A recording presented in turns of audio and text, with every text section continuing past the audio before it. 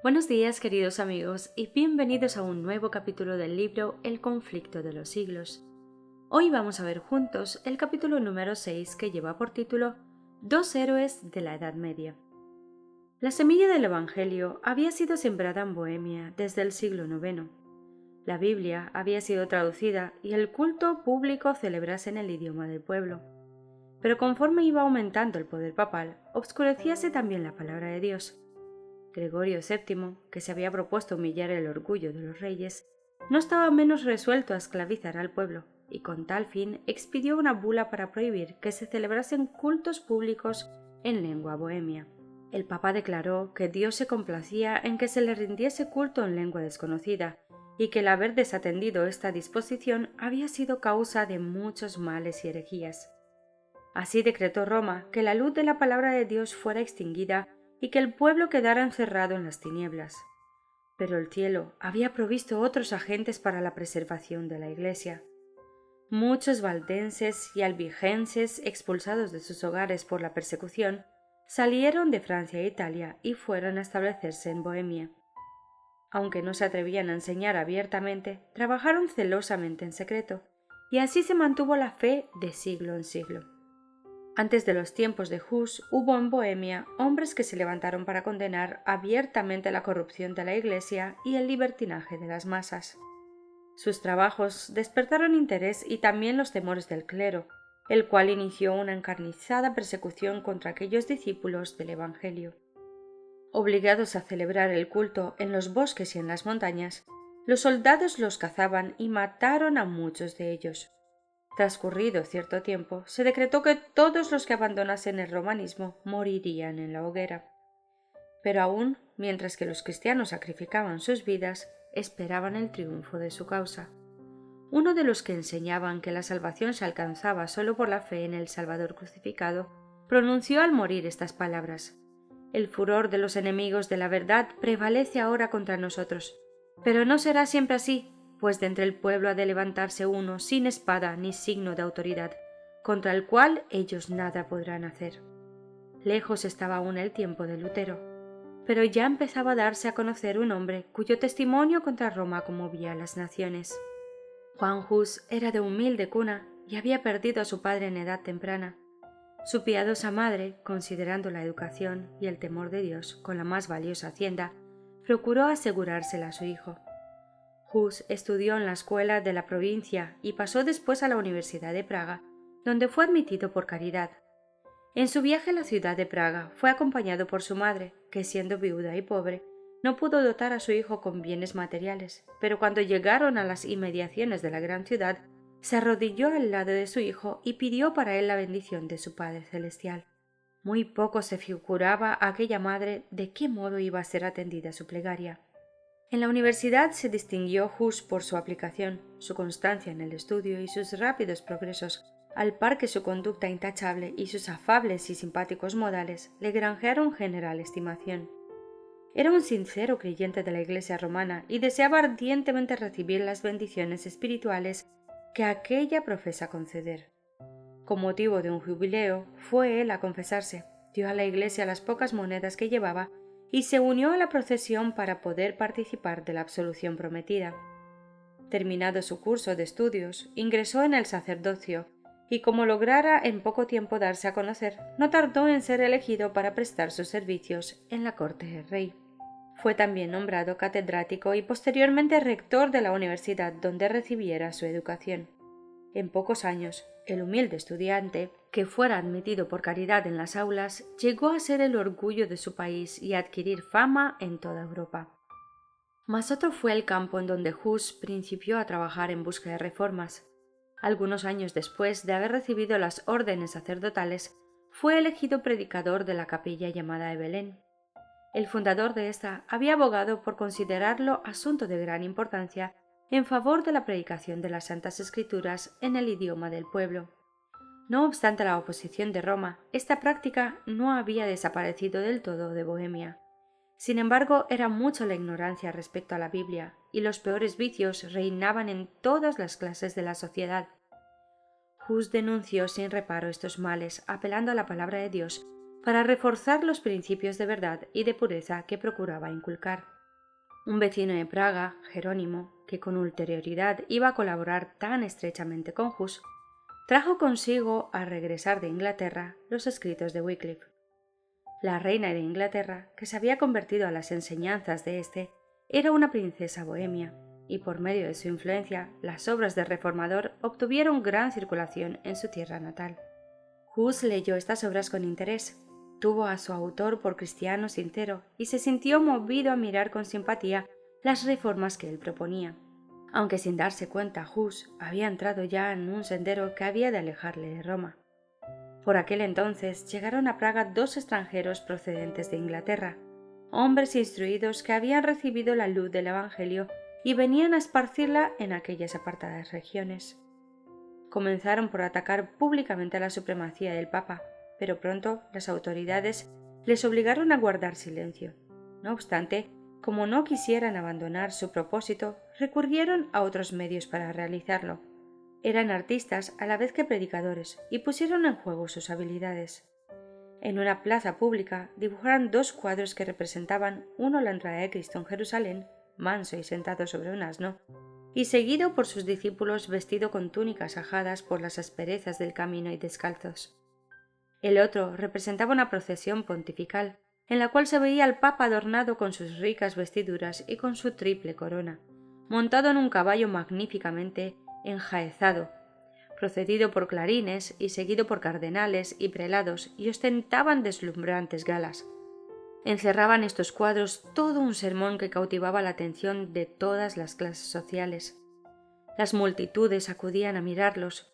Ninguno dejaba de sacar la moraleja y muchos quedaban hondamente impresionados por el contraste que resultaba entre la mansedumbre de Cristo, el Maestro, y el orgullo y la arrogancia del Papa que profesaba servirle.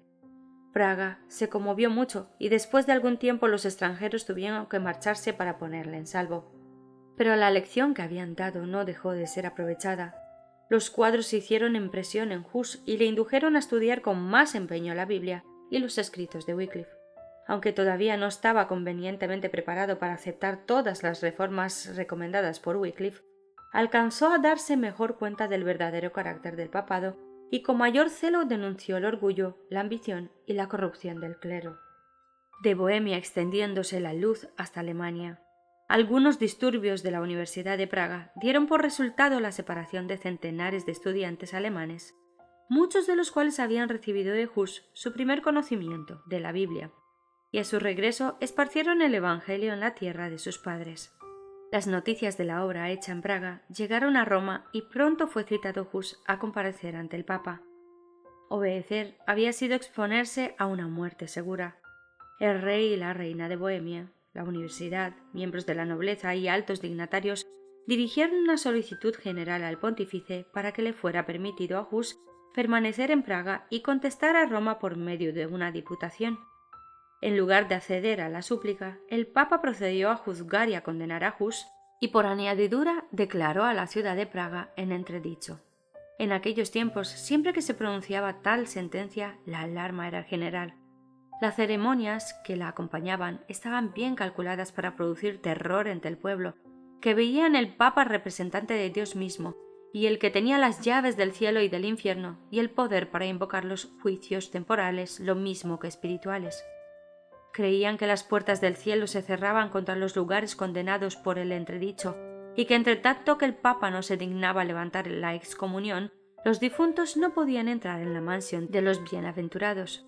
En señal de tal terrible calamidad, se suspendían todos los servicios religiosos, las iglesias eran clausuradas, las ceremonias del matrimonio se verificaban en los cementerios. A los muertos se les negaba sepultura en los camposantos y se les enterraba sin ceremonia alguna en las zanjas o en el campo. Así pues, valiéndose de medios que influían en la imaginación, procuraba Roma dominar la conciencia de los hombres. La ciudad de Praga se amotinó. Muchos opinaron que Hus tenía la culpa de todas estas calamidades y exigieron que fuese entregado a la vindicta de Roma. Para que se calmara la tempestad, el reformador se retiró por algún tiempo a su pueblo natal.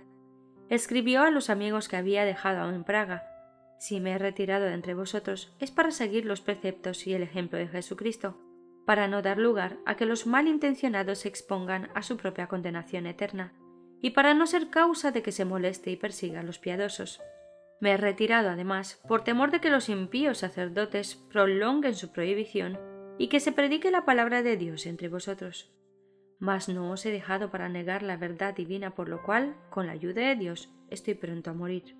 Hus no cesó de trabajar. Viajó por los países vecinos predicando a las muchedumbres que le escuchaban con ansia, de modo que las medidas de que se valiera el Papa para suprimir el Evangelio hicieron que se extendiera en más amplia esfera. Nada podemos hacer contra la verdad sino a favor de la verdad. 2 Corintios 13:8. El espíritu de Hus parece haber sido en aquella época de su vida el escenario de un doloroso conflicto. Aunque la Iglesia trataba de aniquilarle lanzando sus rayos contra él no desconocía la autoridad de ella, sino que seguía considerando a la Iglesia católica romana como a la esposa de Cristo y al Papa como al representante y vicario de Dios. Lo que Hus combatía era el abuso de autoridad y no la autoridad misma. Esto provocó un terrible conflicto entre las convicciones más íntimas de su corazón y los dictados de su conciencia. Si la autoridad era justa e infalible como él la creía, ¿por qué se sentía obligado a desobedecerla?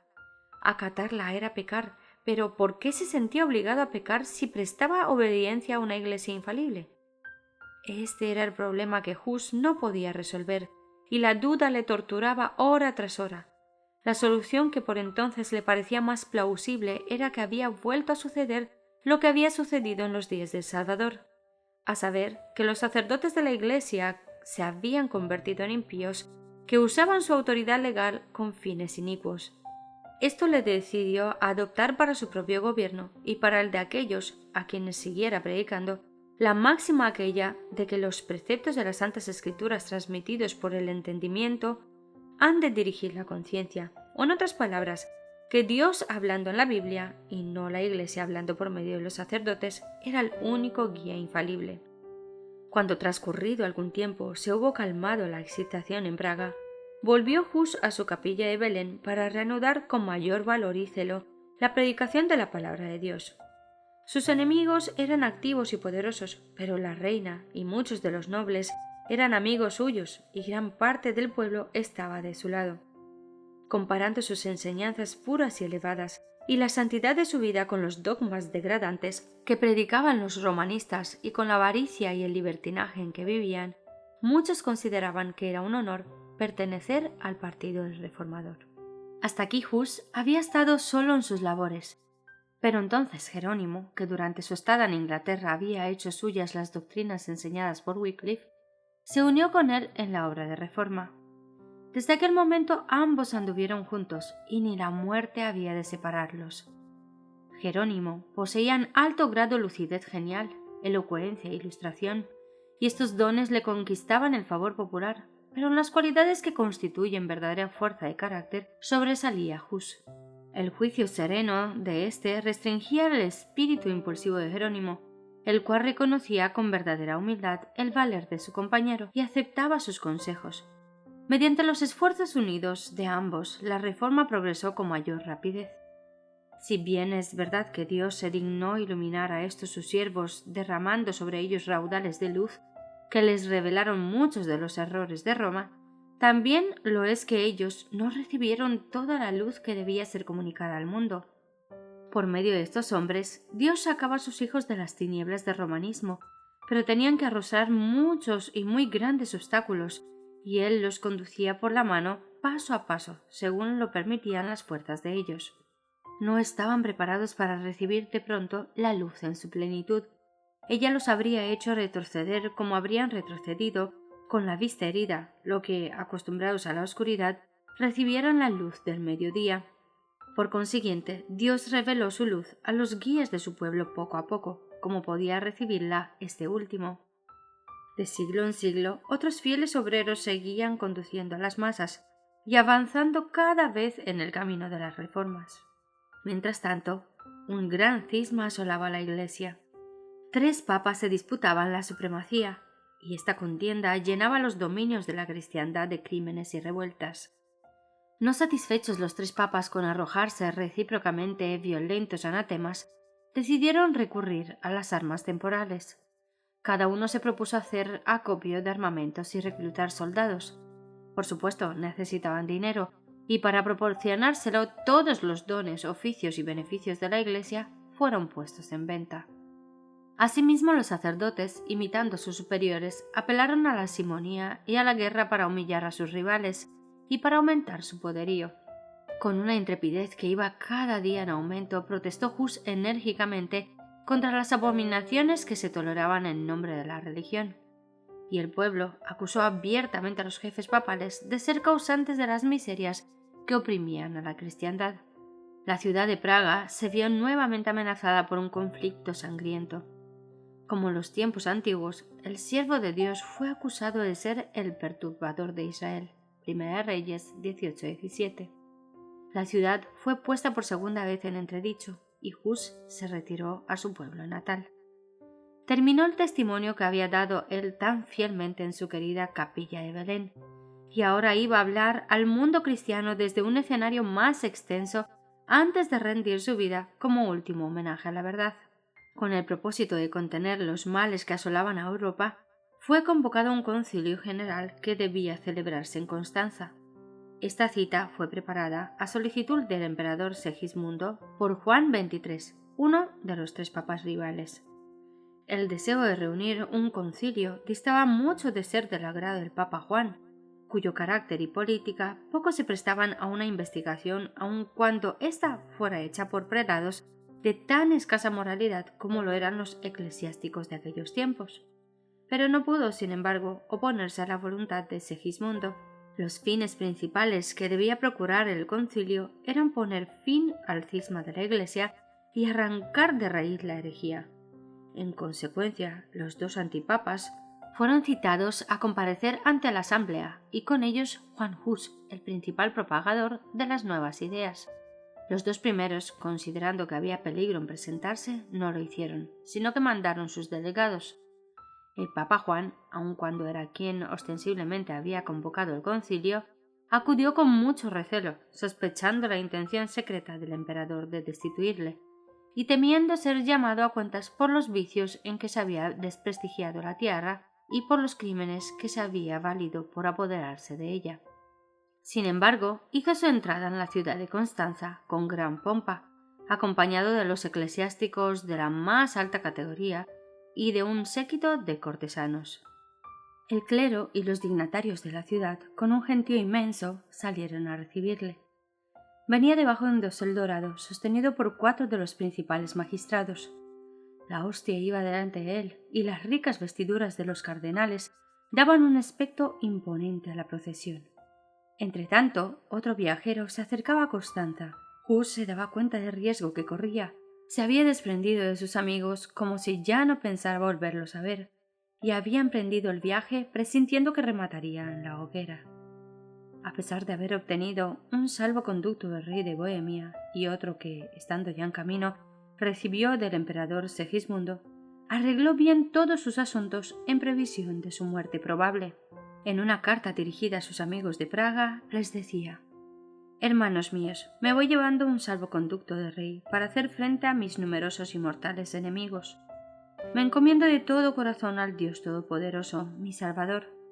Confío en que Él escuchará vuestras ardientes súplicas, que pondrá su prudencia y su sabiduría en mi boca para que yo pueda resistir a los adversarios y que me asirá el Espíritu Santo para confirmarme en la verdad, a fin de que pueda arrostrar con valor las tentaciones, la cárcel y, si fuese necesario, una muerte cruel. Jesús sufrió por sus muy amados y, por tanto, habremos de extrañar que nos haya dejado su ejemplo a fin de que suframos con paciencia todas las cosas para nuestra propia salvación. Él es el Dios y nosotros somos sus criaturas. Él es el Señor y nosotros sus siervos. Él es el dueño del mundo y nosotros somos viles mortales, y sin embargo sufrió. ¿Por qué entonces no habríamos de padecer nosotros también, y más cuando sabemos que la tribulación purifica? Por lo tanto, amados míos, si mi muerte ha de contribuir a su gloria, rogad que ella venga pronto y que Él me dé fuerzas para soportar con serenidad todas las calamidades que me esperan. Empero, si es mejor que yo regrese para vivir otra vez entre vosotros, pidamos a Dios que yo vuelva sin mancha, es decir, que no suprima una tilde de la verdad del Evangelio, para poder dejar a mis hermanos un buen ejemplo que imitar. Es muy probable que nunca más volváis a ver mi cara en Praga, pero si fuese la voluntad del Dios Todopoderoso traerme de nuevo a vosotros, avanzaremos con un corazón más firme en el conocimiento y en el amor de su ley. En otra carta que escribió a un sacerdote que se había convertido al Evangelio, Hus habló con profunda humildad de sus propios errores, acusándose de haber sido afecto a llevar hermosos trajes y de haber perdido mucho tiempo en cosas frívolas. Añadía después estas conmovedoras amonestaciones: que tu espíritu se preocupe de la gloria de Dios y de la salvación de las almas, y no de las comodidades y bienes temporales. Cuida de no adornar tu casa más que tu alma, y sobre todo cuida del edificio espiritual. Sé humilde y piadoso con los pobres, no gastes tu hacienda en banquetes. Si no te perfeccionas y no te abstienes de superfluidades, temo que seas severamente castigado, como yo lo soy. Conoces mi doctrina, porque de ella te he instruido desde que eras niño. Es inútil, pues, que te escriba más, pero te ruego encarecidamente, por la misericordia de nuestro Señor, que no me imites en ninguna de las vanidades en que me has visto caer. En la cubierta de la carta añadió: te ruego mucho, amigo mío, que no rompas este sello sino cuando tengas la seguridad de que yo haya muerto. En el curso de su viaje vio Hus por todas partes señales de la propagación de sus doctrinas y de la buena acogida de que gozaba su causa. Las gentes se agolpaban para ir a su encuentro y en algunos pueblos le acompañaban los magistrados por las calles. Al llegar a Constanza, Hus fue dejado en completa libertad. Además del salvaconducto del emperador, se le dio una garantía personal que le aseguraba la protección del Papa. Pero estas solemnes y repetidas promesas de seguridad fueron violadas, y pronto el reformador fue arrestado por orden del pontífice y de los cardenales y encerrado en un inmundo calabozo. Más tarde fue transferido a un castillo feudal, al otro lado del Rin, donde se lo tuviese preso, pero el Papa sacó poco provecho de su perfidia, pues fue luego encerrado en la misma cárcel. Se le probó ante el concilio que, además de homicidios, simonía y adulterio, era culpable de los delitos más viles, pecados que no se pueden mencionar. Así declaró el mismo concilio y finalmente se le despojó de la tiara y se le arrojó al calabozo. Los antipapas fueron destituidos también y un nuevo pontífice fue elegido.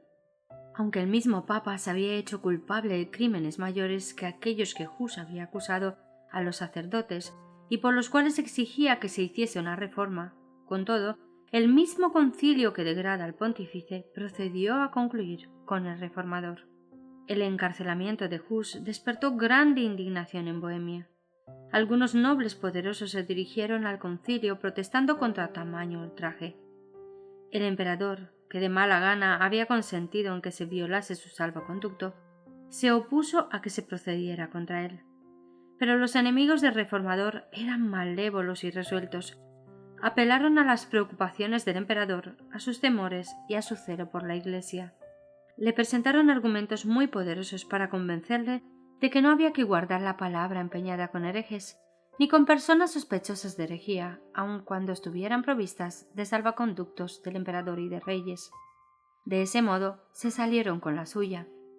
Debilitado por la enfermedad y por el encierro, pues el aire húmedo y sucio del calabozo le ocasionó una fiebre que estuvo a punto de llevarle al sepulcro, Hus fue al fin llevado ante el concilio.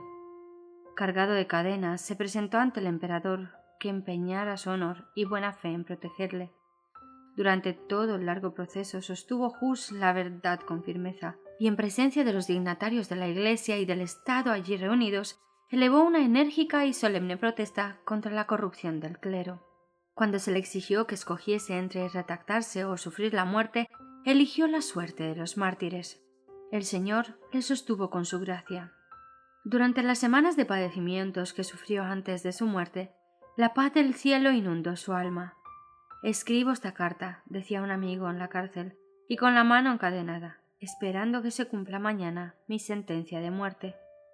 En el día aquel en que por la gracia del Señor nos encontraremos otra vez gozando de la paz deliciosa de la ultratumba, sabrás cuán misericordioso ha sido Dios conmigo y de qué modo tan admirable me ha sostenido en medio de mis pruebas y tentaciones. En la oscuridad de su calabozo previó el triunfo de la fe verdadera, volviendo en sueños a su capilla de Praga, donde había predicado el Evangelio. Vio al Papa y a sus obispos borrando los cuadros de Cristo que él había pintado en sus paredes. Este sueño le aflige, pero el día siguiente ve muchos pintores ocupados en restablecer las imágenes en mayor número y colores más brillantes. Concluido este trabajo, los pintores, rodeados de un gentío inmenso, exclaman: «¡Que vengan ahora papas y obispos! ¡Ya no los borrarán más!». Al referir el reformador su sueño, añadió: «Tengo por cierto que la imagen de Cristo no será borrada jamás. Ellos han querido destruirla, pero será nuevamente pintada en los corazones por unos predicadores que valdrán más que yo». Por última vez fue llevado Hus ante el concilio. Era esta una asamblea numerosa y deslumbradora. El emperador, los príncipes del imperio, delegados reales, cardenales, obispos y sacerdotes, y una inmensa multitud de personas que habían acudido a presenciar los acontecimientos del día. De todas partes de la cristiandad se habían reunido los testigos de este gran sacrificio, el primero en la larga lucha entablada para asegurar la libertad de conciencia. Instado Hus para que manifestara su decisión final, declaró que se negaba a jurar y, fijando su penetrante mirada en el monarca que tan vergonzosamente violara la palabra empeñada, dijo: «Resolví de mi propia y espontánea libertad comparecer ante este concilio, bajo la fe y la protección pública del emperador aquí presente». El bochorno se le subió a la cara al monarca Segismundo al fijarse en él las miradas de todos los circunstantes. Habiendo sido pronunciada la sentencia, se dio principio a la ceremonia de la degradación. Los obispos vistieron a su prisionero el hábito sacerdotal, y al recibir éste la vestidura dijo: «A nuestro Señor Jesucristo se le vistió con una túnica blanca, con el fin de insultarle, cuando Herodes le envió a Pilato». Habiéndosele exhortado otra vez a que se retractara, replicó mirando al pueblo: «¿Y entonces con qué cara me presentaría en el cielo? ¿Cómo miraría a las multitudes de hombres a quienes he predicado el Evangelio puro? No, estimo su salvación más que este pobre cuerpo destinado ya a morir». Las vestiduras le fueron quitadas una por una, pronunciando cada obispo una maldición cuando le tocaba tomar parte en la ceremonia. Por último, colocaron sobre su cabeza una gorra o mitra de papel en forma de pirámide, en la que estaban pintadas horribles figuras de demonios y en cuyo frente se destacaba esta inscripción: «El archihereje».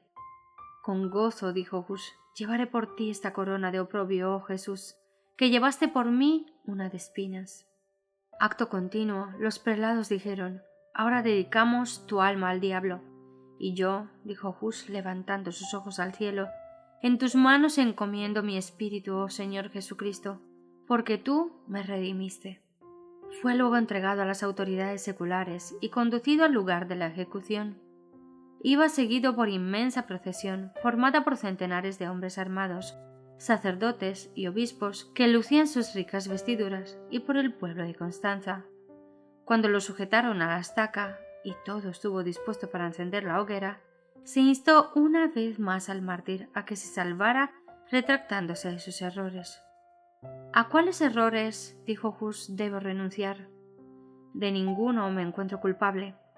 Tomo a Dios por testigo de que todo lo que he escrito y predicado ha sido con el fin de rescatar a las almas del pecado y de la perdición, y por consiguiente con el mayor gozo confirmaré con mi sangre aquella verdad que he anunciado por escrito y de viva voz».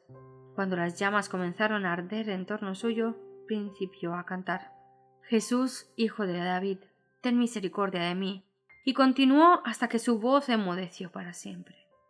Sus mismos enemigos se conmovieron frente a la tan heroica conducta.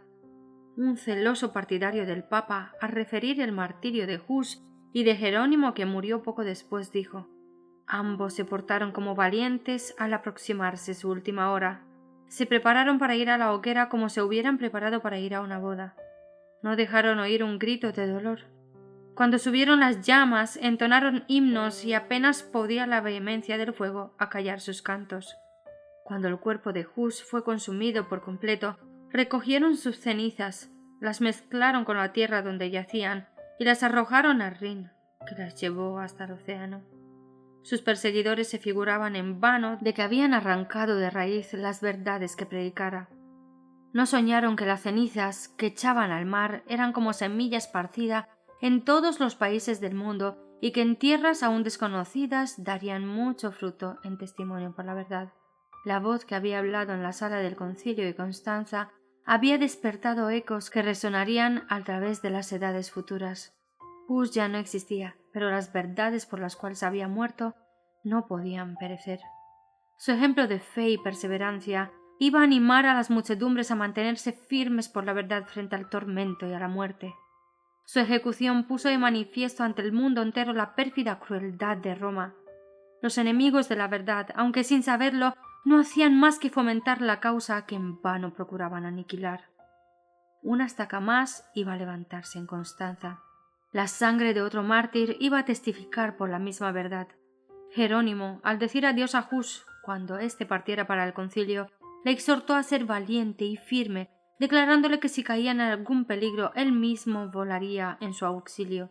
Al saber que el reformador se hallaba encarcelado, el fiel discípulo se dispuso inmediatamente a cumplir su promesa. Salió para Constanza con un solo compañero y sin proveerse de salvaconducto.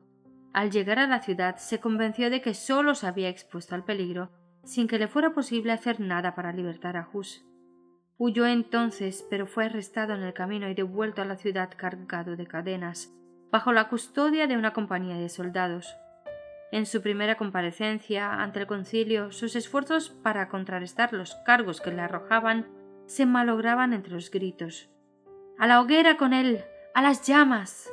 Fue arrojado en un calabozo. Lo encadenaron en una postura muy penosa y lo tuvieron a pan y agua.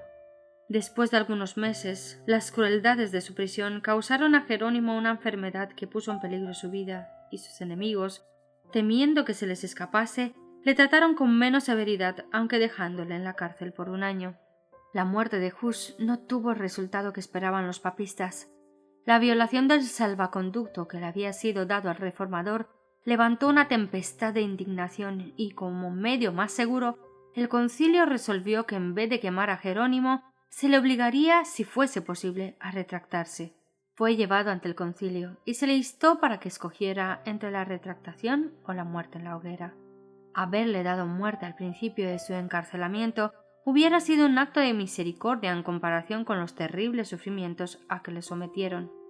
Pero después de esto, debilitado por su enfermedad y por los rigores de su prisión, detenido en aquellas mazmorras y sufriendo torturas y angustias, separado de sus amigos y herido en el alma por la muerte de Hus, el ánimo de Jerónimo decayó y consintió en someterse al concilio.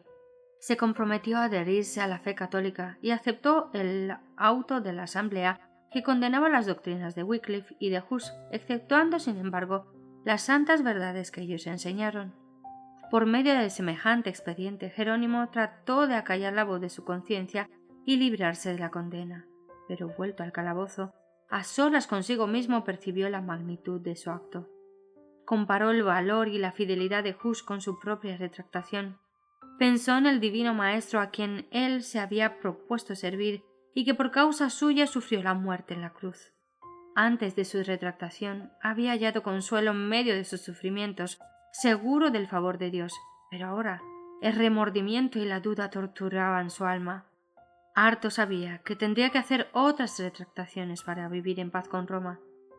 El sendero que empezaba a recorrer le llevaría infaliblemente a una completa apostasía. Resolvió no volver a negar al Señor para librarse de un breve plazo de padecimientos.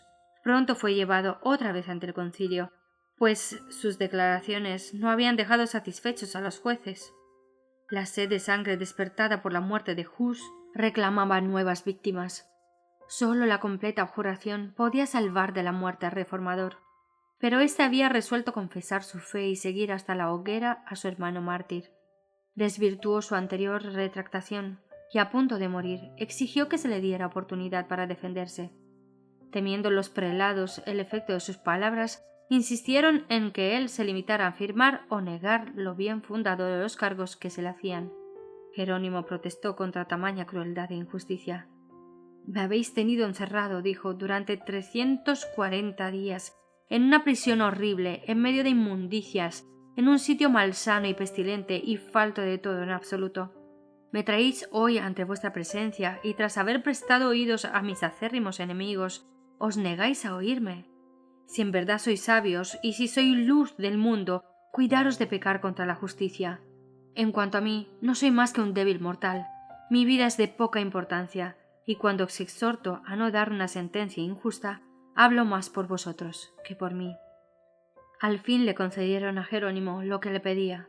Se arrodilló en presencia de sus jueces y pidió que el Espíritu Divino guiara sus pensamientos y le diese palabras para que nada de lo que iba a decir fuese contrario a la verdad e indigno de su maestro.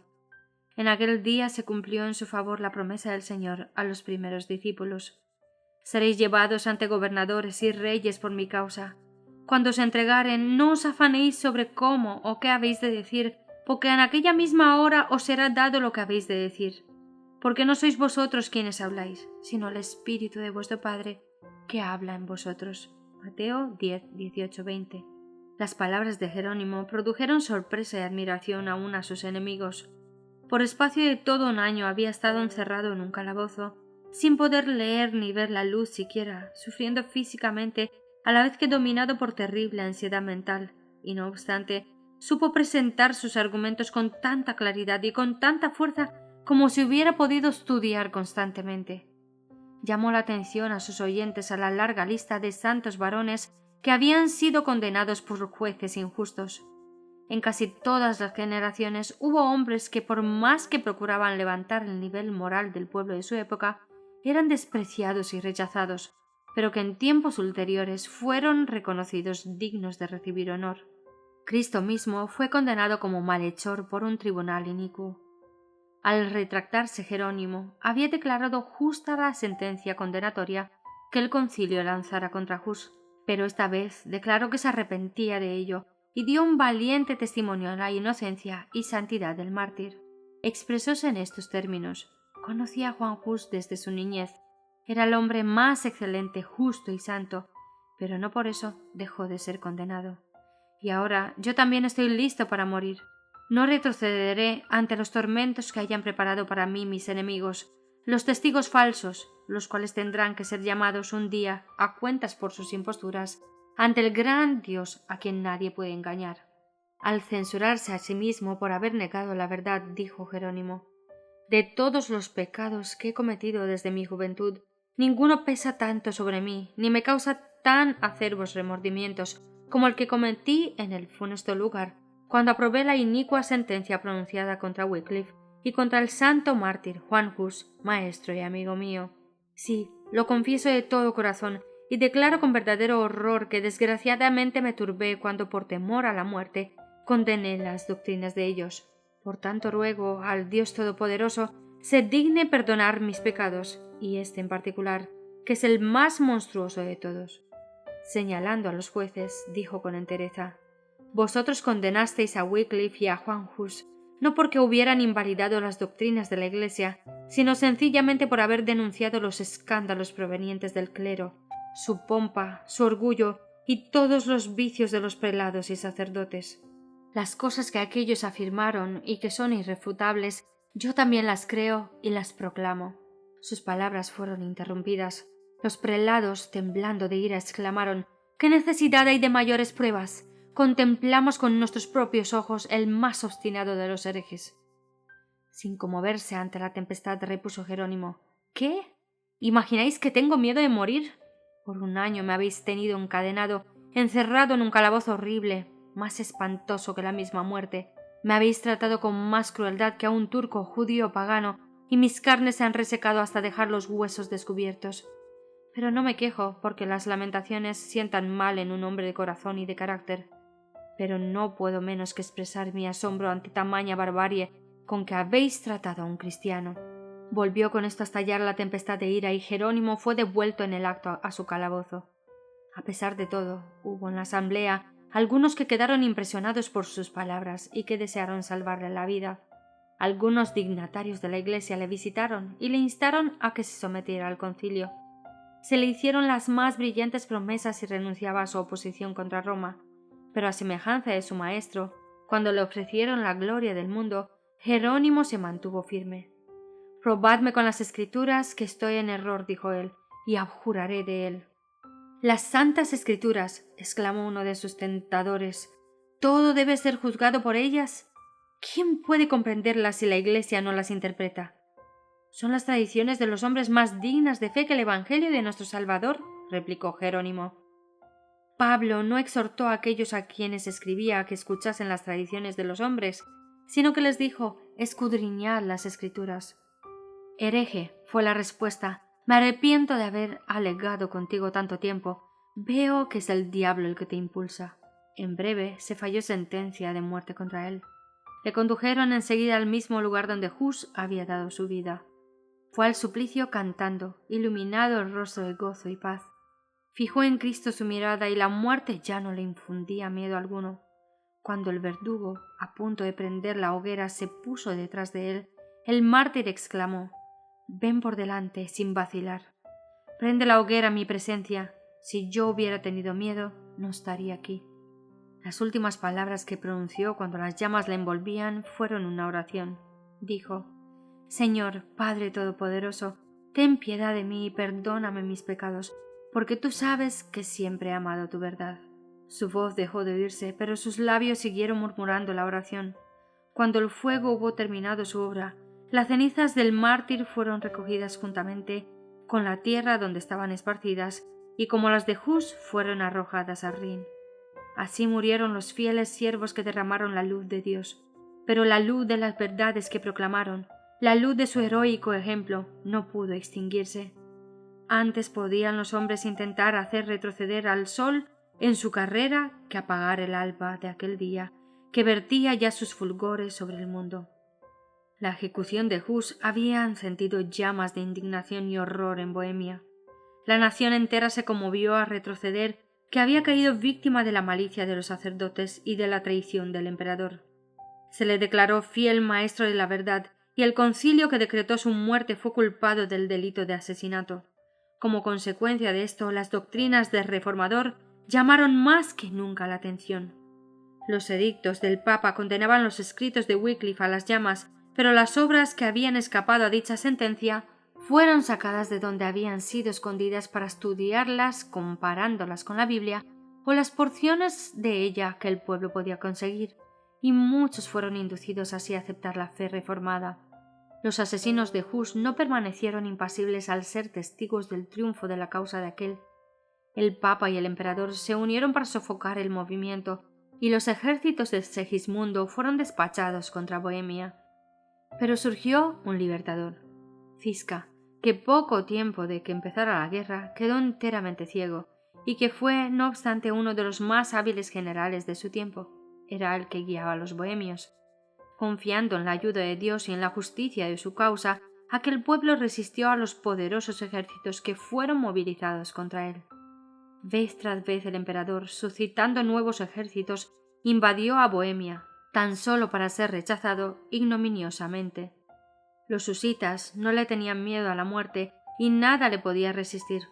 A los pocos años de empeñada la lucha, murió el valiente Ziska.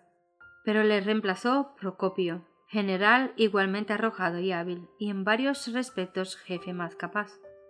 Los enemigos de los bohemios, sabiendo que había fallecido el guerrero ciego, creyeron llegada la oportunidad favorable para recuperar lo que habían perdido. El Papa proclamó entonces una cruzada contra los husitas y una vez más se arrojó contra Bohemia, una fuerza inmensa, pero sólo para sufrir terrible descalabro. Proclamóse otra cruzada. En todas las naciones de Europa que estaban sujetas al Papa se reunió dinero, se hizo acopio de armamentos y se reclutaron hombres. Muchedumbres se reunieron bajo el estandarte del Papa con la seguridad de que al fin acabarían con los herejes husitas. Confiando en la victoria, un inmenso número de soldados invadió a Bohemia. El pueblo se reunió para defenderse. Los dos ejércitos se aproximaron uno al otro, quedando separados tan solo por un río que corría entre ellos. Los cruzados eran muy superiores en número, pero en vez de arrojarse a cruzar el río y entablar batalla con los husitas, a quienes habían venido a atacar desde tan lejos, permanecieron absortos y en silencio mirando a aquellos guerreros. Repentinamente un terror misterioso se apoderó de ellos. Sin asestar un solo golpe, esa fuerza irresistible se desbandó y se dispersó como por un poder invisible. Las tropas husitas persiguieron a los fugitivos y mataron a gran número de ellos, y un rico botín quedó en manos de los vencedores, de modo que, en lugar de empobrecer a los bohemios, la guerra los enriqueció. Pocos años después, bajo un nuevo papa, se preparó otra cruzada. Como anteriormente, se volvió a reclutar gente y a llegar medios de entre los países papales de Europa. Se hicieron los más halagüeños ofrecimientos a los que quisieran tomar parte en esta peligrosa empresa. Se daba indulgencia plenaria a los cruzados aunque hubiesen cometido los más monstruosos crímenes. A los que muriesen en la guerra se les aseguraba hermosa recompensa en el cielo, y los que sobreviviesen cosecharían honores y riquezas en el campo de batalla. Así se logró reunir un inmenso ejército que cruzó la frontera y penetró en Bohemia. Las fuerzas husitas se retiraron ante el enemigo y atrajeron así a los invasores al interior del país, dejándoles creer que ya habían ganado la victoria. Finalmente el ejército de Procopio se detuvo y dando frente al enemigo se adelantó al combate. Los cruzados descubrieron entonces su error y esperaron el ataque en sus reales. Al oír el ejército que se aproximaba contra ellos, y aun antes de que vieran a los husitas, el pánico volvió a apoderarse de los cruzados. Los príncipes, los generales y los soldados rasos, arrojando sus armas, huyeron en todas direcciones. En vano el legado papal, que guiaba la invasión, se esforzó en reunir aquellas fuerzas, aterrorizadas y dispersas. A pesar de su decididísimo empeño, él mismo se vio precisado a huir entre los fugitivos. La derrota fue completa y otra vez un inmenso botín cayó en manos de los vencedores. De esta manera, por segunda vez, un gran ejército, despachado por las más poderosas naciones de Europa, una hueste de valientes guerreros, disciplinados y bien pertrechados, huyó sin arrestar un solo golpe ante los defensores de una nación pequeña y débil. Era una manifestación del poder divino. Los invasores fueron heridos por un terror sobrenatural, el que anonando los ejércitos del faraón en el Mar Rojo e hizo huir a los ejércitos de Madián ante Gedeón y los 300, y en una noche abatió las fuerzas de los orgullosos asirios, extendió una vez más su mano para destruir el poder del opresor. Allí se sobresaltaron de pavor donde no había miedo, porque Dios había esparcido los huesos del que asentó campo contra ti. Los avergonzaste porque Dios los desechó. Salmo 53, 5. Los caudillos papales desesperaron de conseguir nada por la fuerza y se resolvieron a usar de diplomacia. Se adoptó una transigencia que, aparentando conceder a los bohemios libertad de conciencia, los entregaba al poder de Roma. Los bohemios habían especificado 4 puntos como condición para hacer la paz con Roma, a saber, la predicación libre de la Biblia, el derecho de toda la Iglesia a participar de los elementos del pan y vino en la comunión, y el uso de su idioma nativo en el culto divino, la exclusión del clero de los cargos y autoridades seculares, y en casos de crímenes, su sumisión a la jurisdicción de las cortes civiles que tendrían acción sobre clérigos y laicos. A fin, las autoridades papales convinieron en aceptar los 4 artículos de los husitas, pero estipularon que el derecho de explicarlos, es decir, de determinar su exacto significado, pertenecía al concilio, en otras palabras, al Papa y al Emperador.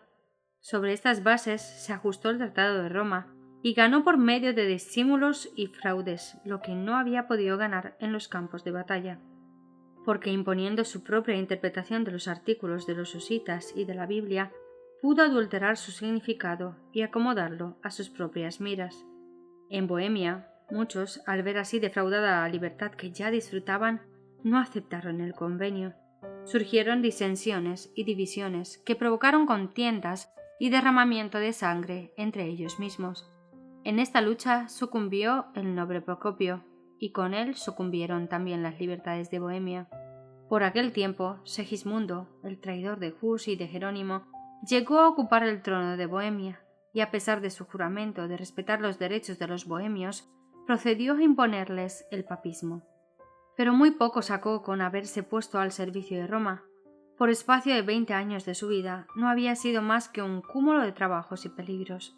Sus ejércitos y sus tesoros se habían agotado en larga e infructuosa contienda, y ahora, después de un año de reinado, murió dejando el reino en vísperas de la guerra civil y a la posteridad un nombre manchado de infamia.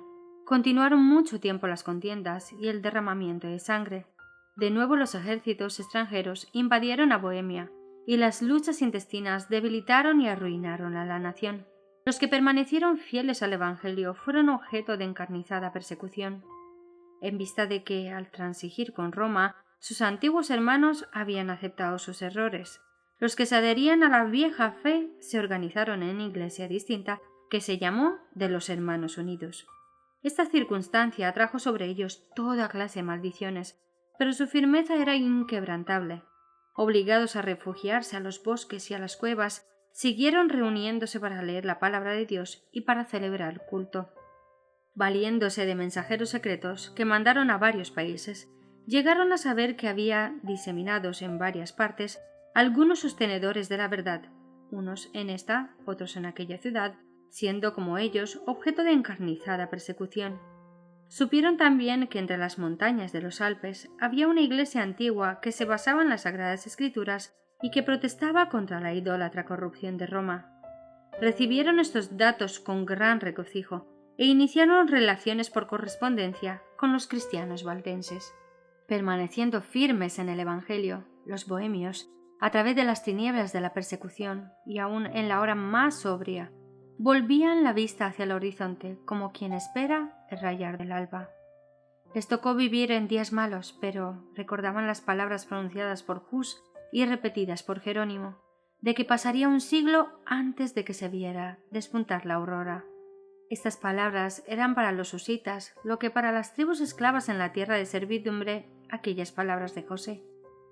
Yo me muero, mas Dios ciertamente os visitará y os hará subir de aquesta tierra. La última parte del siglo XV vio el crecimiento lento pero seguro de las iglesias de los hermanos. Aunque distaban mucho de no ser molestados, gozaron sin embargo de relativa tranquilidad. A principios del siglo XVI se contaban 200 de sus iglesias en Bohemia y Moravia. Tan numeroso era el residuo que sobrevivió a la furia destructora del fuego y de la espada y pudo ver la aurora de aquel día que Hus había predicho. Amén. Aquí finaliza el conmovedor capítulo 6 del libro El conflicto de los siglos. Una vez más podemos ver una fe inquebrantable en los seguidores de Cristo Jesús. Que Dios nos dé esa misma valentía y en estos días que tenemos libertad total, que podamos compartir este mensaje precioso con cuantas más personas a nuestro alrededor. El próximo día vamos a estudiar juntos el capítulo número 7 que lleva por título En la encrucijada de los caminos. Que Dios os colme de bendiciones. Nos vemos la próxima vez.